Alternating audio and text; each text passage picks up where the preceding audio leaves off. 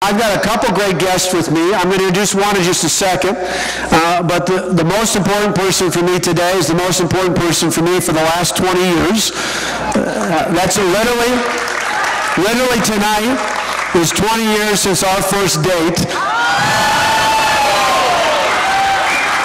We met at Sassy's, but we didn't have our first date until May 1st, 1992 at the Chancery down in the village of Wauwatosa.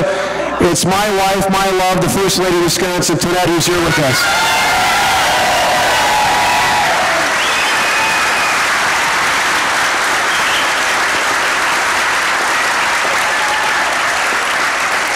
You know, Tonette and I want to thank you all, not only for coming out, but so many people have said to us, you know, over the past year, how do you put up with all the grief?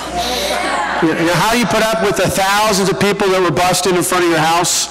Not the governor's residence, but your house, where our kids live, where my parents live with us. I said, how do you put up with your kids being targeted on Facebook, with all the other grief along the way? And I say it's real simple.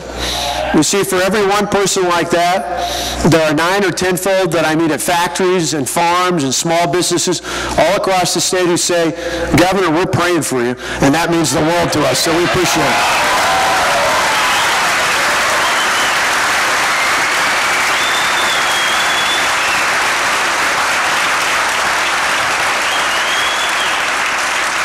We hear that in our household. I know the Clayfishes hear that. I see Van Wangard, who's running for the state senate, who's one of the folks we got to uphold over here. I know he hears it.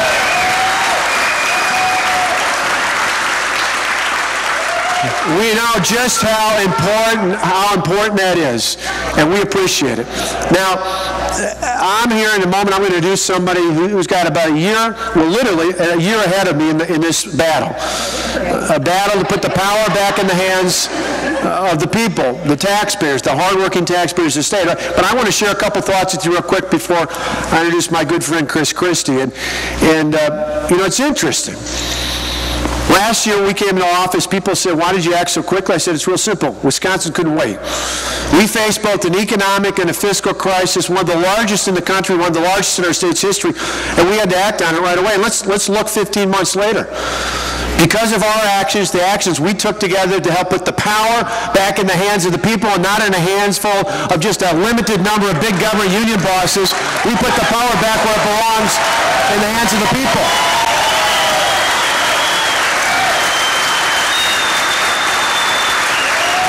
Think about it. Think about it. In the 3 years before we took office, Wisconsin lost 150,000 private sector jobs. Our unemployment rate under Jim Doyle was at one point above 9%. We said we couldn't wait. If you were taking over a business in trouble, you wouldn't wait a year or 6 months or a year.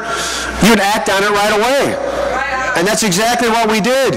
And now a year later, our unemployment rate has dropped down to 6.8%, the lowest it's been since 2008.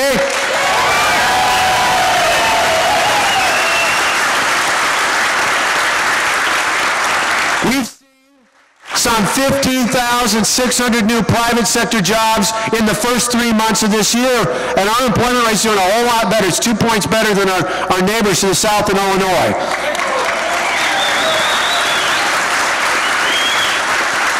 Most importantly, we look ahead to the future and we realize not just for the jobs we've already added this year, but looking ahead, we know that we've set the positive foundation for small businesses like K&I and others to build and add jobs here in the state of Wisconsin. Think about it. 2 years ago when Chris Christie came here with Tonette and I, and we traveled the state a couple different spots and we campaigned. At that time when I was running for governor, Wisconsin didn't have the kind of confidence we needed to build our state and to build more jobs in our state. In fact, the statewide Chamber of Commerce did a survey of job creators in 2010. You know how many thought we were heading the right direction? Just 10%. Just 10%. That same survey was conducted earlier this year. You know how many people say in the employment world, how many employers surveyed say we're heading the right direction right now? 94% say we're heading the right direction.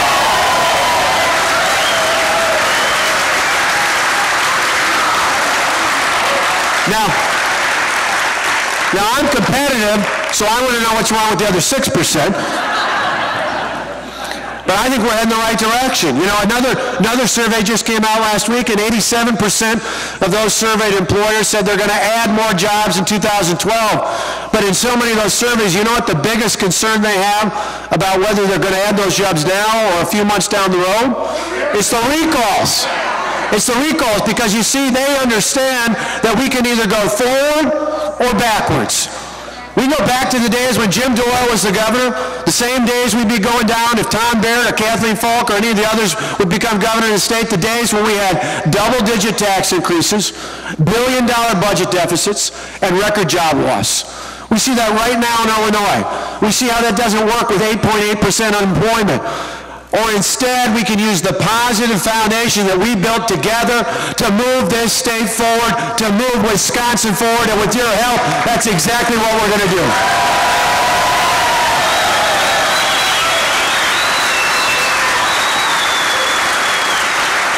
You see, we not only help turn the economy around, we're moving our state forward, we're turning things around, we're heading the right direction, we're moving Wisconsin forward. We've helped fix our finances as well. Wisconsin had a $3.6 billion budget deficit, and we balanced it without raising taxes, without massive layoffs of public employees, without cutting things like Medicaid that would hurt needy families and children and seniors, programs to support Badger Care and family care we actually added money to. We did it without the budget gimmicks and tricks they used in the past. Instead, we put in place long-term structural reforms that help us balance not just our state, but our local government budgets for years to come. Most importantly, what we did together was think more about the next generation than we did about the next election. And isn't that what you elect us to do?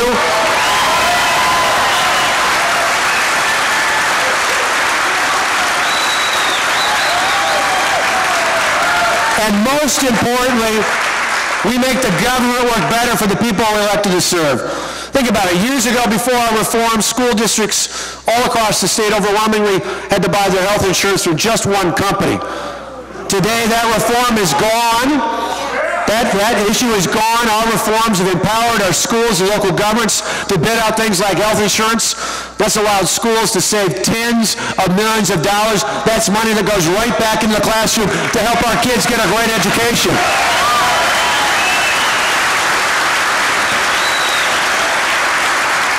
On top of that, not only about saving money, but we can now hire and fire based on merit. We can pay based on performance.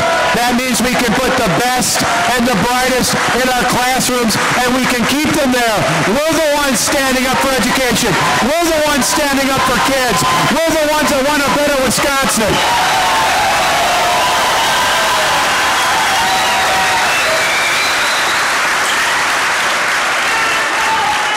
That's exactly what we're doing. You know, Tonette and I got two boys who go to public schools over in Wauwatosa. I want for every kid like them all across the state to have an even greater state than the one that we inherited. And with your help, we're going to continue to move Wisconsin forward to give our kids and grandkids that kind of future.